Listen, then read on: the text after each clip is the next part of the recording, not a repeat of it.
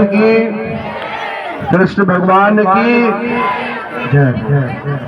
सनातन धर्म की आज भगवत गीता का उपदेश और भगवत कथा पूरे देश में जगह जगह पर भगवत कथा होता है। और श्रीमद् भगवत कथा में कुतुब विहार फेज 2 के डी ब्लॉक में उपस्थित भगवान श्री कृष्ण के श्री चरणों में तिलक तो लगाओ। परमानंदीय भगवत कथा वाचक, इनके तमाम वाद्यों पर उपस्थित वादक, सामने बैठी हुई मातृशक्ति और बहुत कम समय में पुरुषों का योगदान इसमें है, यहाँ देखने को मिल रहा है। आए हुए हमारे सभी परमानंदीय श्रेष्ठ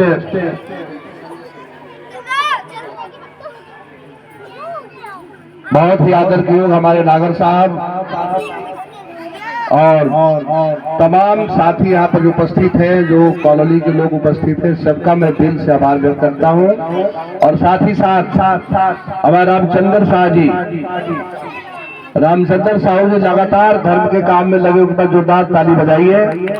बहुत अच्छा प्रयास। संजय शर्मा जी, जिनके वाणी से आप रोज कथा सुनते हैं, कथा का श्रवण करते हैं, बहुत ही आदर के योग कथावाचक महोदय का मैं दिल से नमन करता हूं, प्रणाम करता हूं। और मैं इतना ही कहूंगा इस अवसर पर कि जितने भी हमारी माताएं बहनें यहाँ पर बैठी हुई हैं, भाई बैठे हुए हैं, सभी से मेरा एक ही आग्रह है, इस कथा का कुछ अंश अपने घर पर लेकर जरूर जाइएगा। केवल ये नहीं कि बस सुने और यहाँ सुनिए और बाहर निकले, इसके बाद कुछ भी अंश नहीं बचा तो बेकार है कथा सुनना। से कथा का थोड़ा भी अंश अगर आपने जो सुना है, आए दिन बहुत सारे ज्ञान की बातें बताते होंगे, उसमें से थोड़ा भी इस तरह से प्रसाद लेती है ना लास्ट में, तो इस अमृत का भी प्रसाद लेकर जाइए जो श्रीमद् भगवत कथा में लिखा हुआ है, उसका कुछ अंश जरूर लेकर जाइए और अपने परिवार में बच्चों को, बड़ों को जरूर इसका अनुसरण करना चाहिए कि भगवत गीता में क्या लिखा है, भगवत कथा में क्या लिखा है, तभी इस कथा का फायदा है। और जिस प्रकार से ये झांकियां जो प्रस्तुत की जाती है, मैं बैठकर देख रहा था, बड़ा आश्चर्य हो रहा था। हम अपने धर्म को कहाँ ले जा रहे हैं? कोई पहर हो क्या? हम अपने धर्म को कहाँ ले जा रहे हैं और किस रास्ते पर ले जा रहे हैं?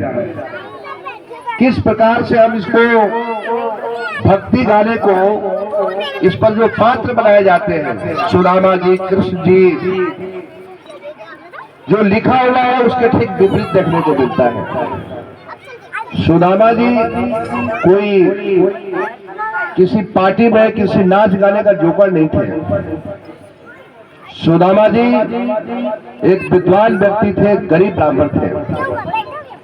लेकिन मुझे समझ में नहीं आता कि जहां भी भगवत कथा में मैं जाता हूं या कहीं झांकी प्रस्तुत होता है, तो सुदामा जी को ऐसा प्रस्तुत किया जाता है जिससे किसी नौटंकी पार्टी का जोकर है। बहुत दुख के साथ कहना पड़ रहा है।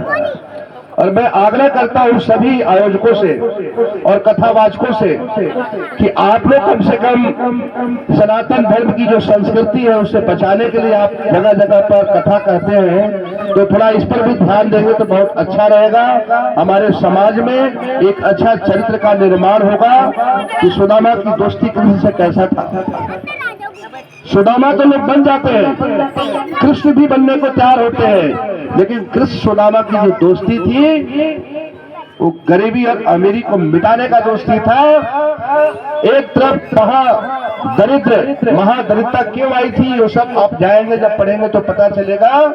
कि गुरु माता ने चना दी थी तो सुदामा जी भूख लग गया, ऐसा कुछ रचना रचा विधि का और वो खा लिए अपने दोस्त को बिना बताए हुए।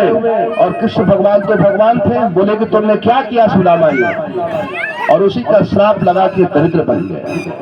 दरिद्र तो जरूर थे लेकिन स्वाभिमानी थे। लाख पत्नी के कहने के बावजूद भी सुदामा जी कृष्ण भगवान के पास नहीं जा रहे थे कि हमारी दरिद्रता बीते।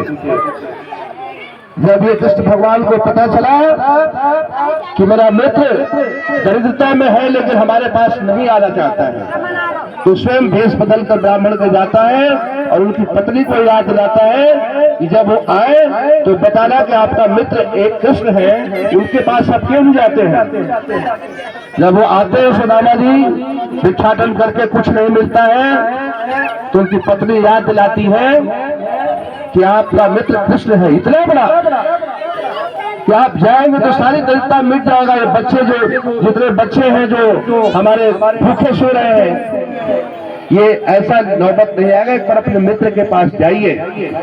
तो सुदामा जी कहते हैं कि मैं जाऊं तो कैसे जाऊं, मित्र को मैं क्या दूंगा, हमारे पास देने का क्या है।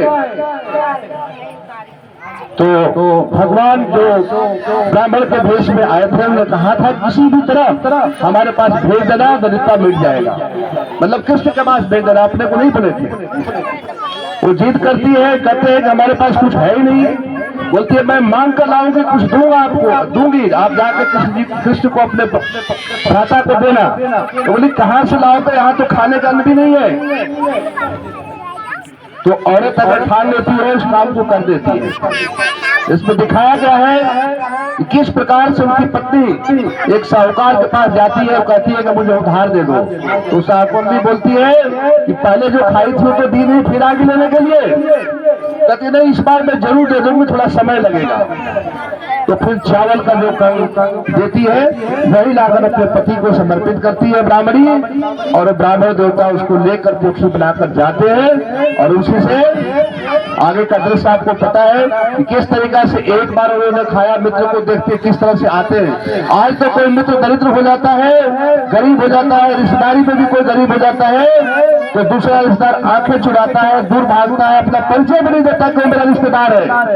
लेकिन जब सुदामा के बारे में पता चलता है कृष्ण भगवान को, वो सारे राजपाट छोड़कर, सारे सुख भोग छोड़कर दौड़ कर जाते हैं और किस प्रकार से अपने आसन पर बिठाते हैं, उनकी चरणामृत पीते हैं। और यहाँ हम क्या दिखाते हैं, एक जोकर के रूप में दिखाते हैं। बड़ा ही दुख हो रहा है मुझे, और इसमें चाहूंगा कि सभी लोग जहाँ भी इस तरह के कार्यक्रम करें तो कम से कम ऐसा चित्र ना दिखाएं। इन्हीं शब्दों के साथ अगर मैं कुछ गलत बोला होगा तो माफी चाहूंगा, बस इतना ही कहूंगा। हे राधे कृष्ण और कृष्ण सुदामा की जिस प्रकार की दोस्ती थी, वैसा दोस्ती आज इस कलयुग में थोड़ा सा भी आ जाए ना तो मैं समझता हूँ कि कोई किसी से लड़ ही नहीं सकता है। बहुत प्यार मोहब्बत से जिंदगी बीतेगी और लोग समाज का निर्माण ठीक प्रकार से करेंगे। इन्हीं शब्दों के साथ जय हिंद, जय भारत, जय श्री कृष्ण।